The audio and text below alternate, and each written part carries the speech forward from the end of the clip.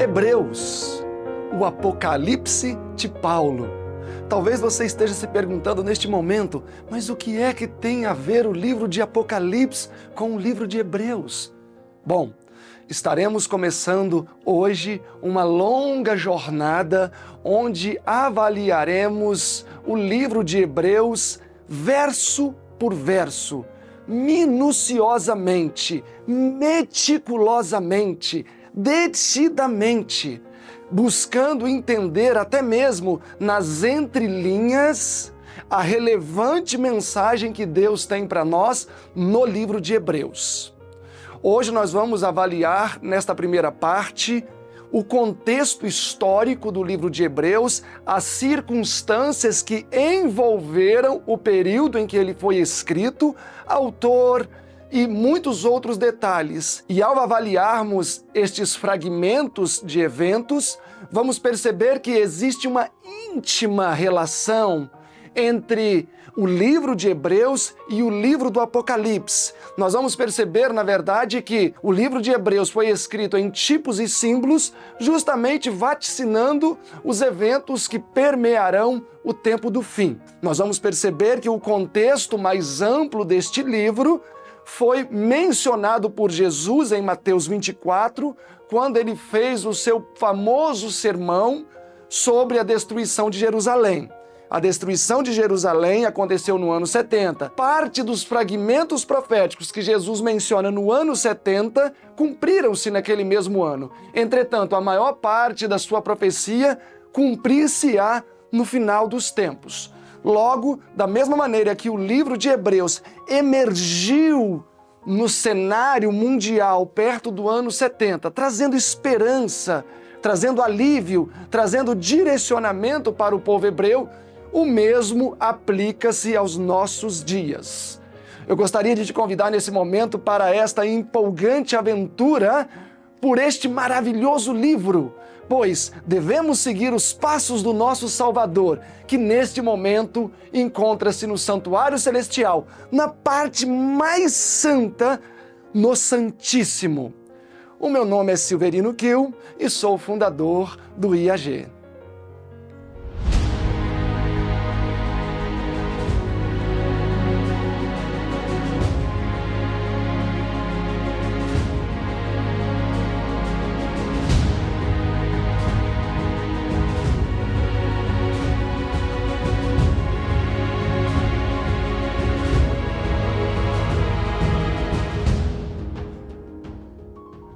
Bom, para darmos início às nossas análises deste primeiro tema, eu gostaria de fazer com vocês duas ponderações. A primeira é avaliarmos um pouquinho sobre a autoria da carta aos Hebreus e, em segunda instância, vamos avaliar a data em que ela foi escrita.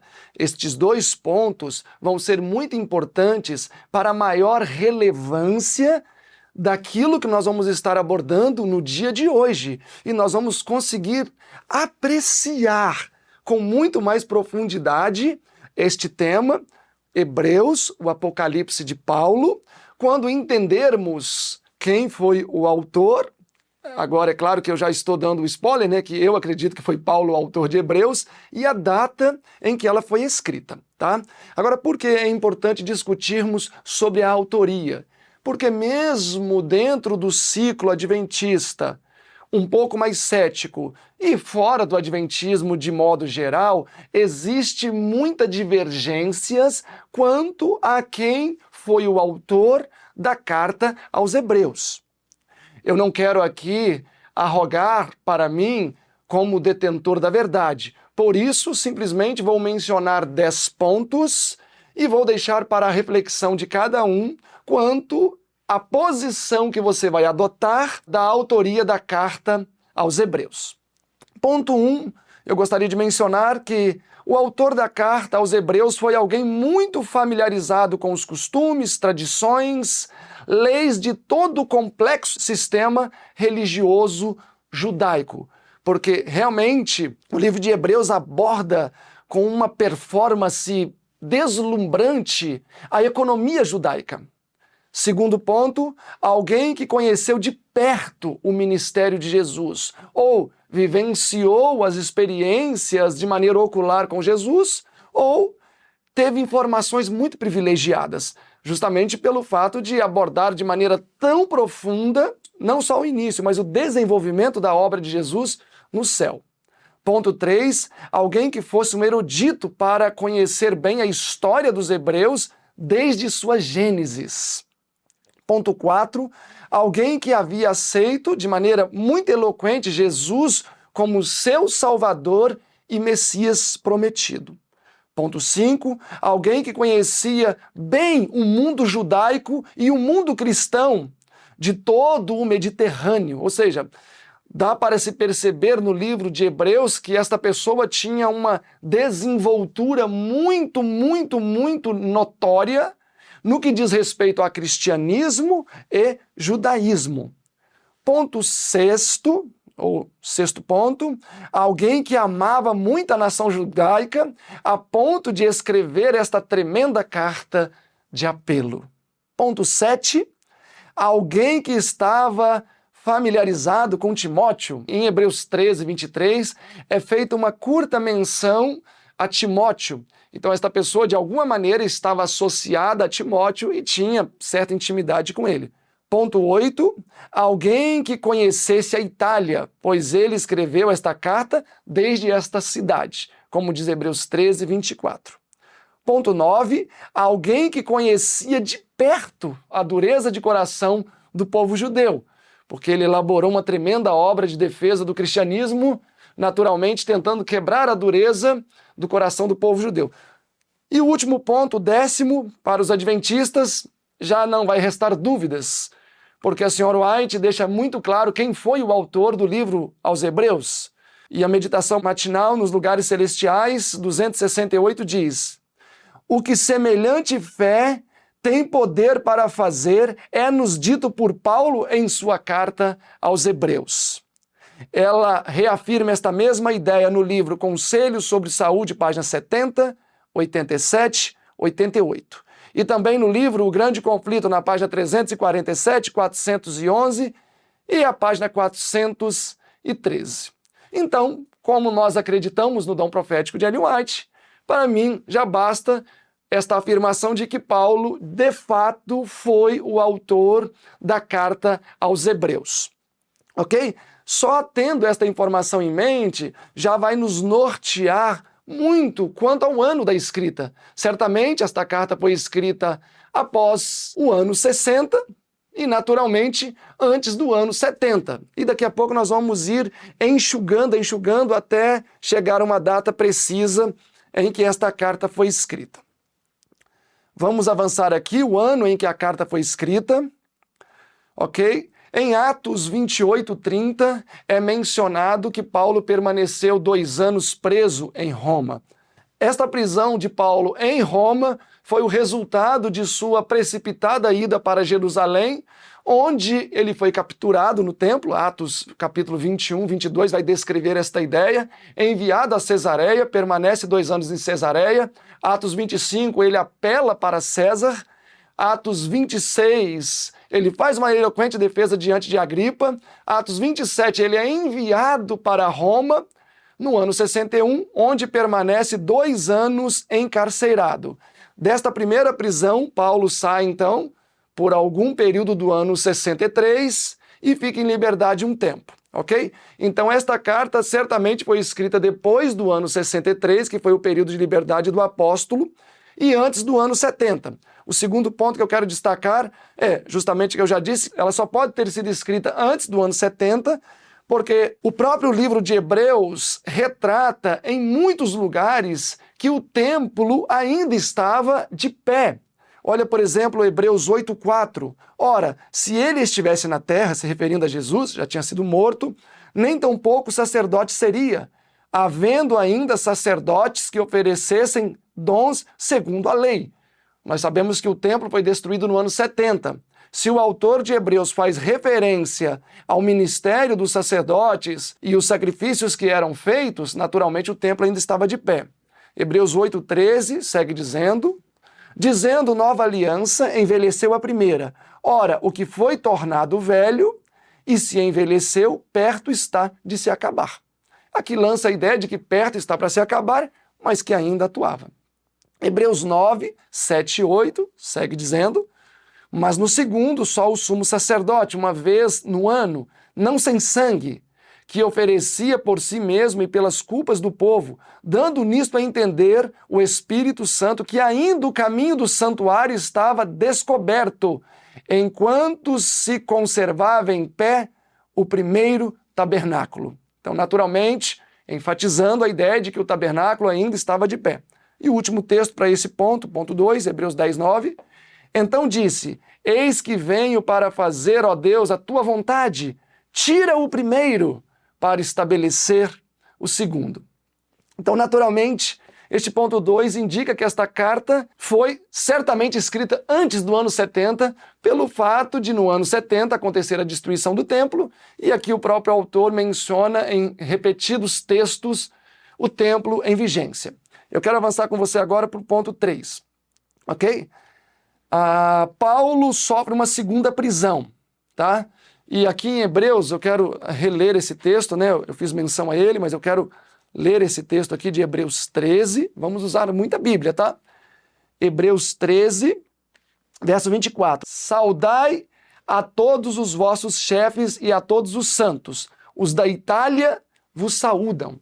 Então, naturalmente, ele faz aqui a conclusão da sua carta, o epílogo, mandando uma saudação desde a Itália. Então, naturalmente, essa carta foi escrita da Itália, ok?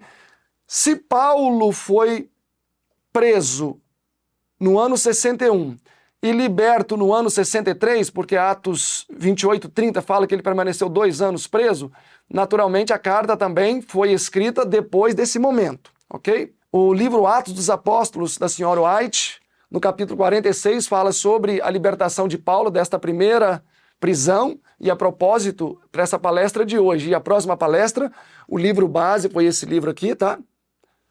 Paulo, o maior de todos os apóstolos, é um livro que, na verdade, foi publicado antes do livro Atos dos Apóstolos. É um material inédito, o IAG tem ele publicado, fantástico, vale a pena você adquirir o seu exemplar. E o outro livro que nós vamos estar usando como livro base é o livro A Grande Controvérsia, tá? São materiais primários para pesquisa, para desenvolver o conteúdo que a gente tem aqui preparado para vocês.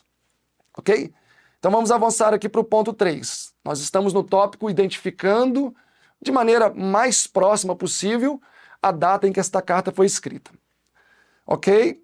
Eu quero ler uma citação do livro Atos dos Apóstolos, da senhora White, que está na página 487. Essa primeira citação, 487. Tivesse o seu julgamento demorado mais, referindo-se à primeira prisão de Paulo, do ano 51 ao ano 53, tá? E quando ele foi julgado e Nero o considerou inocente, ele foi liberto. Tivesse o seu julgamento demorado mais, ou fosse ele por algum motivo detido em Roma até o ano seguinte, e teria sem dúvida perecido na perseguição que então teve lugar. Ou seja, se Paulo tivesse permanecido até o ano 64 em Roma, mas Deus orquestrou as coisas para que ele fosse liberto no ano 63. Ocorreu por aquele tempo, no ano 64, um terrível incêndio em Roma. Esse incêndio teve início no dia 18 de julho de 64, pelo qual quase metade da cidade se queimou. Desta terrível perseguição, Paulo foi poupado, pois que, logo depois do seu libertamento, deixara imediatamente Roma. Então, Paulo não pode ter escrito este livro durante a sua primeira prisão ou logo depois dela, porque imediatamente depois da sua libertação, no ano 63, ele deixa a cidade de Roma. Este último intervalo de liberdade, ele aproveitou diligentemente para trabalhar entre as igrejas. Procurou estabelecer uma união mais firme entre as igrejas gregas e orientais. Então Paulo desceu para a região da Caia, Macedônia e Ásia. Foram os 3 locais em que ele estiver atuando, ali em derredor do mar Egeu. Outro texto, 89, do Atos dos Apóstolos. Depois de algum tempo, os judeus incrédulos conceberam a ideia de lançar sobre Paulo o crime de ter instigado o incêndio de Roma. Então Paulo foi liberto no ano 63, seguiu o caminho, Acaia, Macedônia e Ásia. Ali ele foi desenvolver as suas atividades, os seus trabalhos, fortalecendo as igrejas, pregando o evangelho, e os judeus obstinados que ainda continuavam com este terrível rancor e esta ira tão incompreendida contra Paulo, decidiram então lançar a culpa do incêndio sobre Paulo, ok? Então nós estamos agora para além do ano 63, e agora eu vou ler um texto que está nesse livro, Paulo, o maior de todos os apóstolos, na página 249, que diz: uma oportunidade logo se ofereceu para executar os seus planos, os planos desses judeus. Na casa de um discípulo da cidade de Troade, na região da Ásia, estava em direção a Jerusalém, ali do Mar Egeu, do outro lado. Paulo foi novamente preso e deste lugar foi levado às pressas para a sua prisão final. Então perceba que nós estamos agora provavelmente no ano 66, né, ou final do ano 65, onde Paulo foi capturado e preso, e não muito tarde foi executado. Então Paulo estava em Troade, região da Ásia, quando foi capturado. Continua a leitura aqui agora da página 251 e 252 do mesmo livro, que diz: Lucas, o médico querido e fiel amigo, ainda estava com Paulo. Ele foi um grande conforto para o apóstolo, que nunca precisou da companhia e da ministração de seus irmãos mais do que agora. Enfraquecido como estava pela idade, labutas e enfermidades, e confinado às abóbadas úmidas e escuras de uma prisão romana.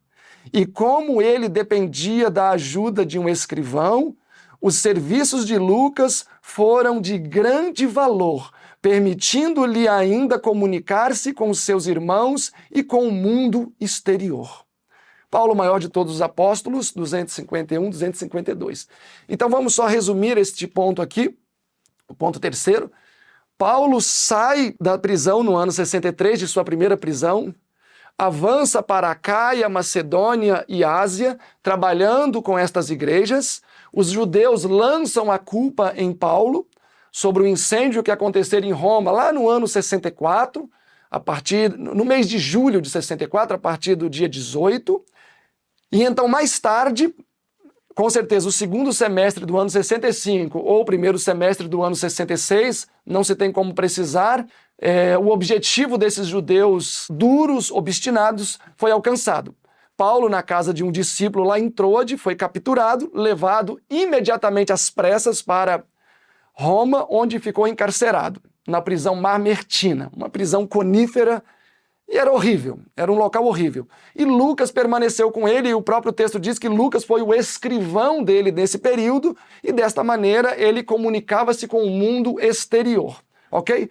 Então, se Paulo não escreveu esta carta a partir do ano 67, porque ele já estava morto, e naturalmente não foi antes do ano 66, porque ele não estava em Roma, ou na parte final do ano 65, porque ele não estava em Roma, e a carta foi redigida da Itália, ou seja, a cidade romana. Naturalmente, Paulo escreveu essa carta estando na prisão nos seus últimos momentos de vida.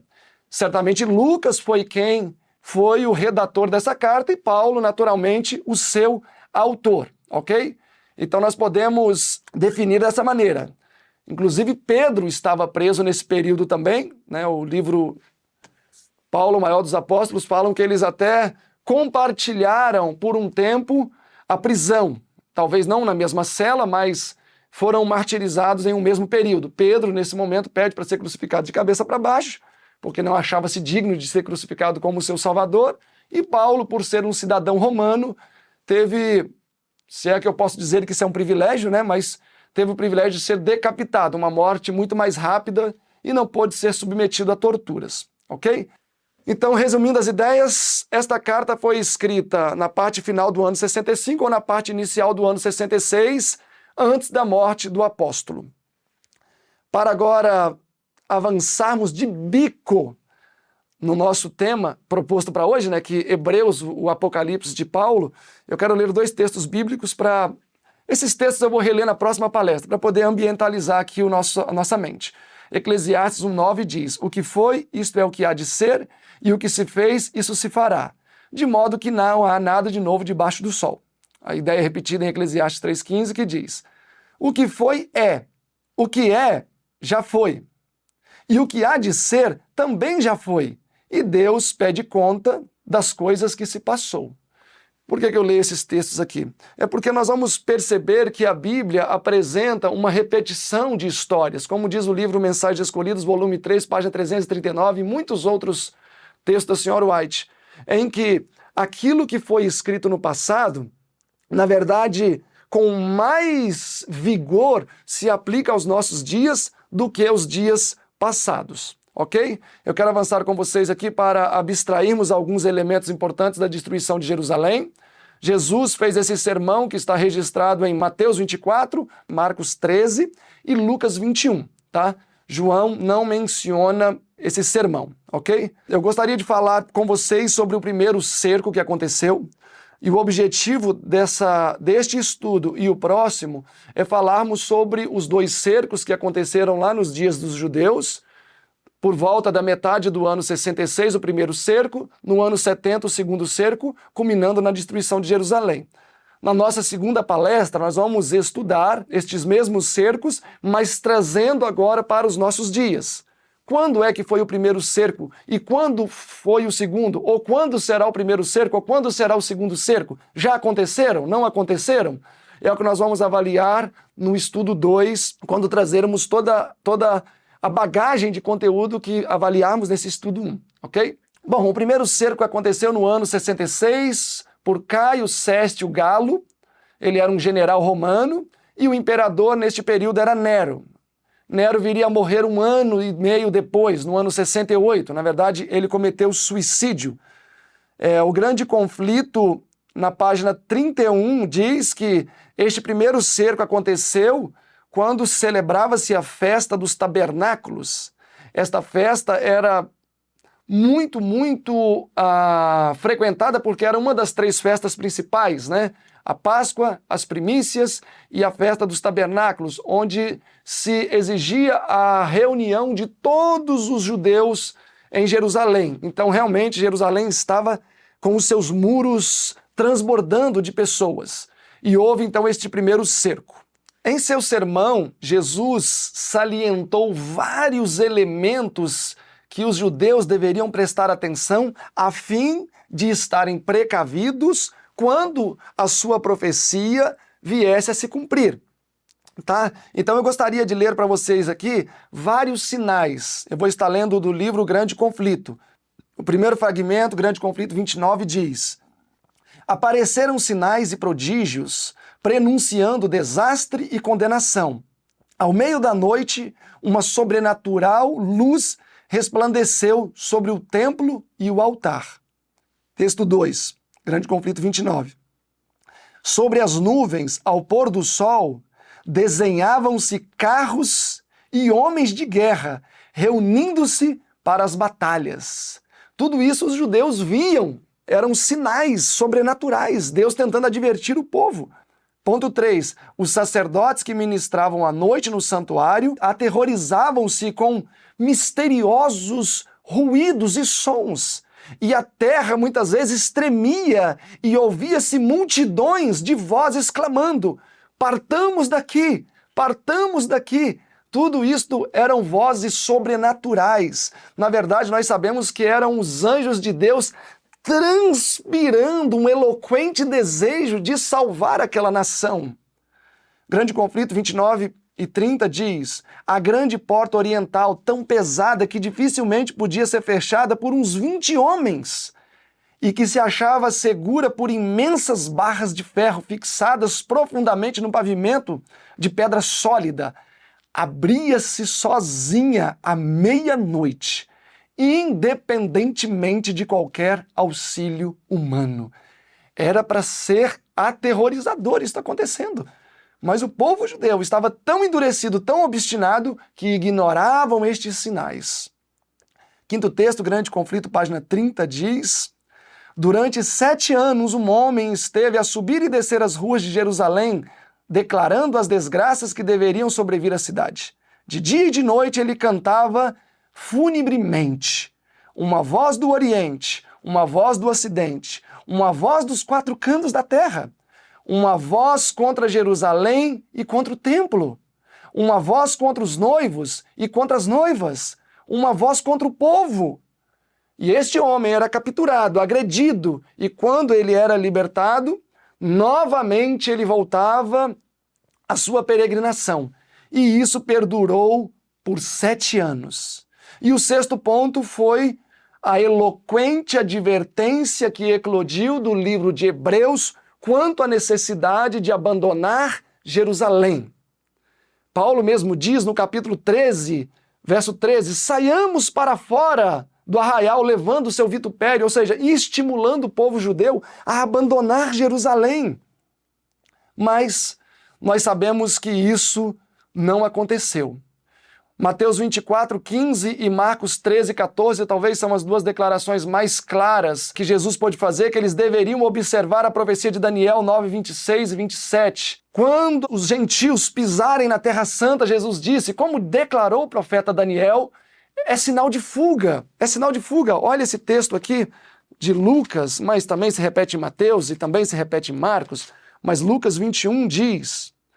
Verso 20, é o sermão de Jesus, de Mateus 24, também aqui registrado por Lucas, diz, mas quando virdes Jerusalém cercada de exércitos, sabeis que é chegada a sua desolação.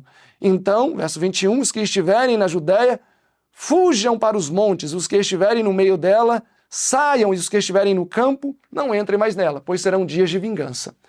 Então Jesus estava ali falando que quando acontecesse este primeiro cerco, que aconteceu através dos esforços ali de Caio Sestio Galo, no ano 66, no período da festa dos tabernáculos. Eles deveriam fugir e Jesus ia dar oportunidade.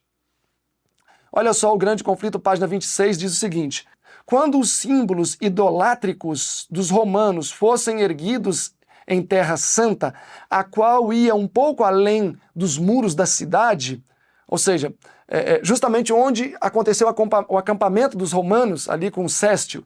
Então os seguidores de Cristo deveriam achar segurança para a fuga. Mas como vai ter fuga se está cercado? Bom, Deus abriria o caminho, como vamos ver. Quando fosse visto o sinal de aviso, os que desejavam escapar não deveriam demorar-se. Por toda a terra da Judéia, bem como em Jerusalém mesmo, o sinal de fuga deveria ser imediatamente obedecido. Irmãos, imediatamente. Perceba que Jesus fala que deveria ser imediatamente obedecido, os que estivessem no telhado não deveriam descer, os que estivessem no campo não deveriam nem voltar em casa.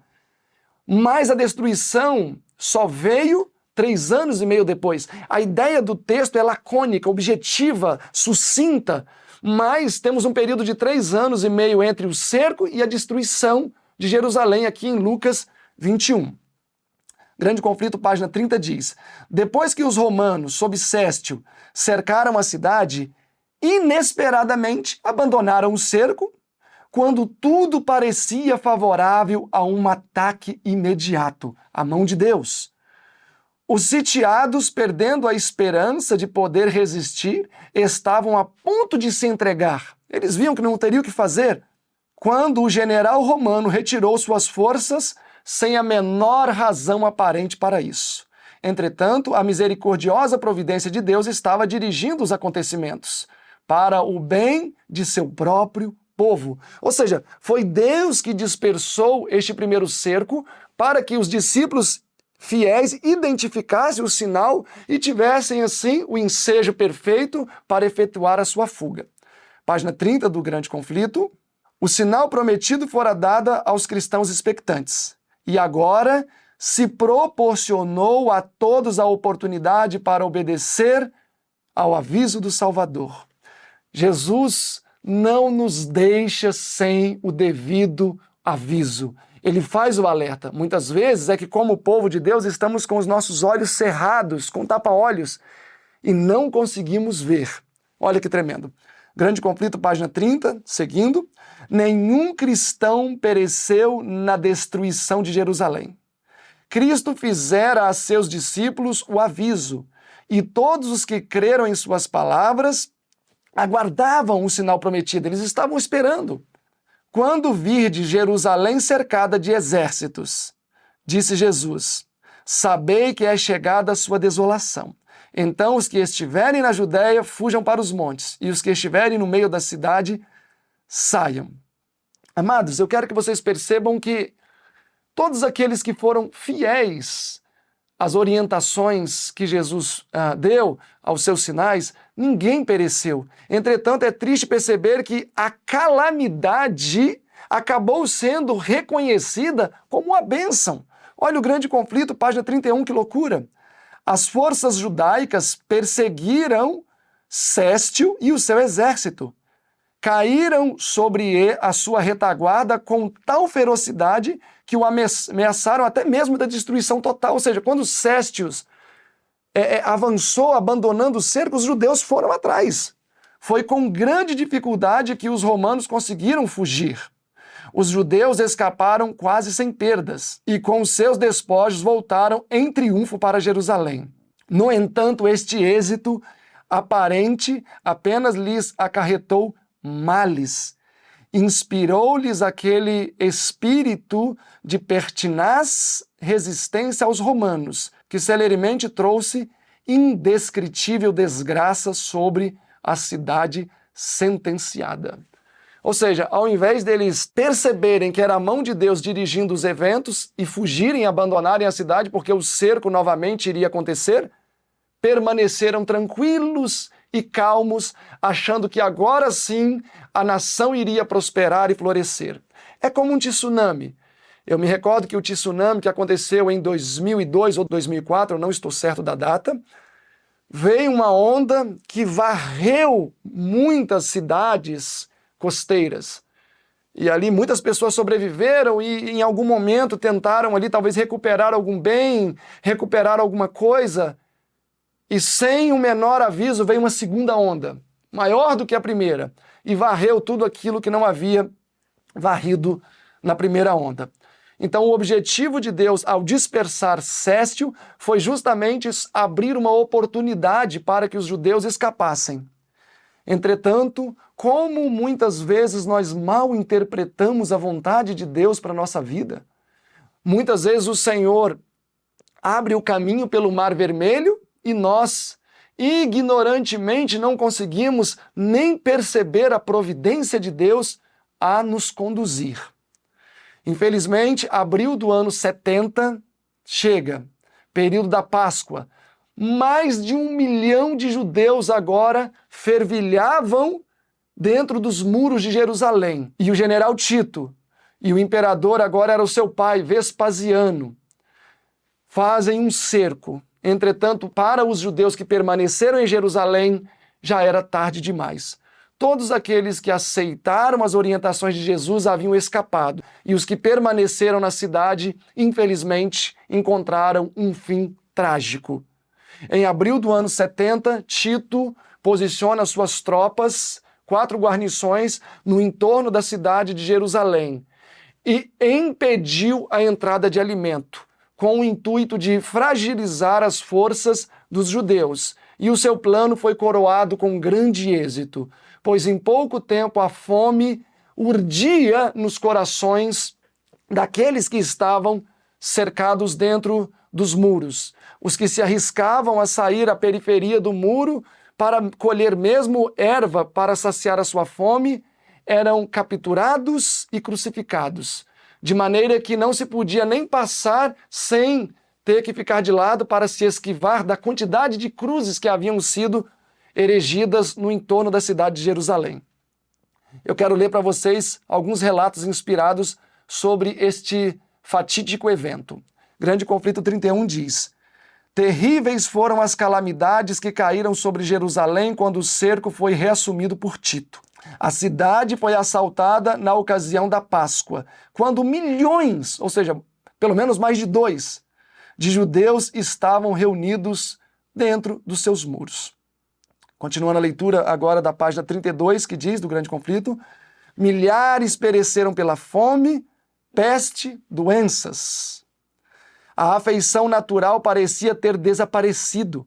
Maridos roubavam de suas esposas e esposas de seu marido. Viam-se filhos arrebatar o alimento da boca dos seus pais idosos. A pergunta do profeta: pode uma mulher esquecer-se tanto do seu filho que cria? Isaías 49:15. Recebeu dentro dos muros da cidade a resposta. As mãos das mulheres piedosas cozeram os seus próprios filhos, serviram-lhes de alimento na destruição da filha do meu povo. Lamentações 4:10. E por causa dos seus filhos que tiver, porque os comerás às escondidas, pela falta de tudo no cerco. Deuteronômio 28, 56 e 57. Os prisioneiros que resistiram ao cair presos eram açoitados, torturados e depois crucificados diante do muro da cidade. Centenas eram diariamente mortos desta maneira, uma carnificina. E esta horrível obra prolongou-se até o longo do vale de Josafá e no Calvário. Se erigiram cruzes em tão grande número que mal havia espaço para se mover entre elas. Centenas por dia. De tão terrível maneira foi castigada aquela espantosa maldição proferida perante o tribunal de Pilatos. Que o sangue de Jesus caia sobre nós e nossos filhos. Mateus 27, 25. Que triste relato, que triste resultado encontra aqueles que se obstinam contra a vontade de Deus. Não é mais sábio seguirmos imediatamente a todas as ordens do nosso Salvador? Seguindo a leitura, Grande Conflito 33 diz: o próprio Joséfo, com um apelo eloquentíssimo, suplicou que se rendessem para se salvarem a si e a cidade e o seu lugar de culto. Suas palavras foram, porém, respondidas com pragas amargas. Lançaram-se dardos contra ele, que era o seu último mediador humano, enquanto persistia em estar com eles. Grande Conflito 33. O sangue corria como água pelas escadas do templo abaixo. Milhares e milhares de judeus pereceram. Acima do ruído da batalha, ouvia-se vozes bradando: Icabode, foi-se a glória. Página 35, o morticínio do lado de dentro era até mais terrível do que o espetáculo visto fora. Homens e mulheres, velhos e moços, rebeldes e sacerdotes, os que combatiam e os que imploravam misericórdia, eram retalhados em indiscriminada carnificina. O número de mortos excedeu ao dos matadores. Os legionários tiveram de trepar sobre os montes de cadáveres para prosseguir com a obra de extermínio. No cerco e morticínio que se seguiram, pereceram mais de 1 milhão de pessoas. Os sobreviventes foram levados como escravos, como tais vendidos, arrastados a Roma para abrilhantar a vitória do vencedor, lançado às feras nos anfiteatros, ou dispersos por toda a terra como vagabundos sem lar. Meus irmãos, esta foi a triste realidade da nação judaica, porque eles rejeitaram a todos os apelos feitos pelo nosso Salvador. Paulo, de maneira eloquente, escreveu o livro de Hebreus, dentro de uma estrutura maravilhosa que no nosso terceiro estudo vamos estar discutindo, com o intuito de advertir a nação de Israel, advertir os judeus de que eles deveriam abandonar a cidade, pois ela estava condenada. O templo pronto estava para ser totalmente destruído.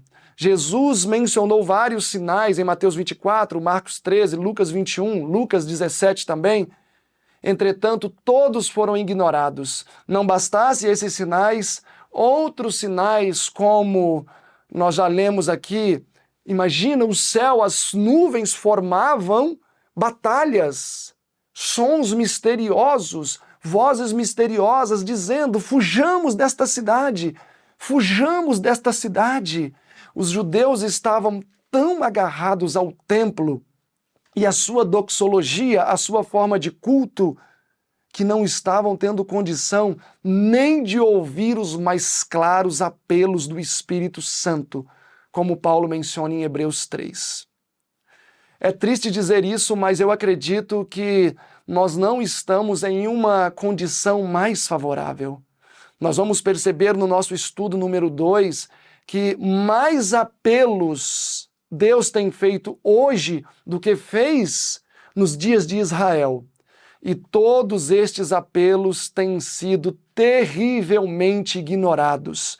Todos esses apelos têm sido rejeitados. E qual vai ser o fim disto? Nós sabemos que Deus ama o seu povo e zela por sua igreja. Nós sabemos que Deus pretende levantar um povo especial, o qual Ele quer comunicar toda a luz da verdade para este tempo do fim.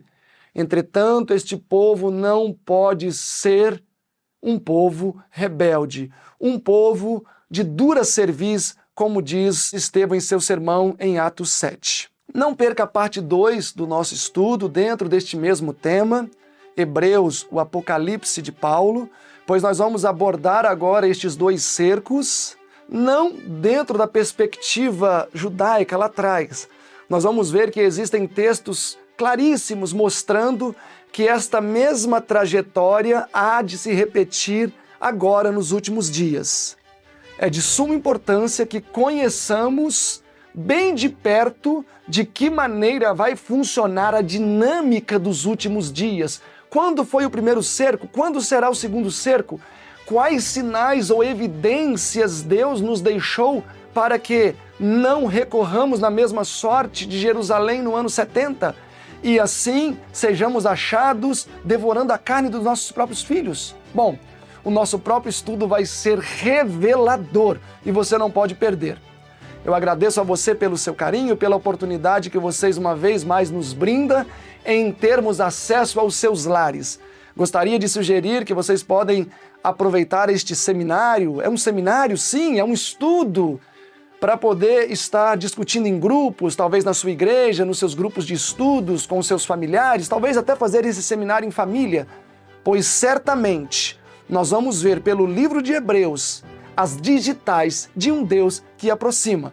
E você é o nosso convidado para estar conosco e avaliarmos toda esta estimulante jornada descrita no livro de Hebreus.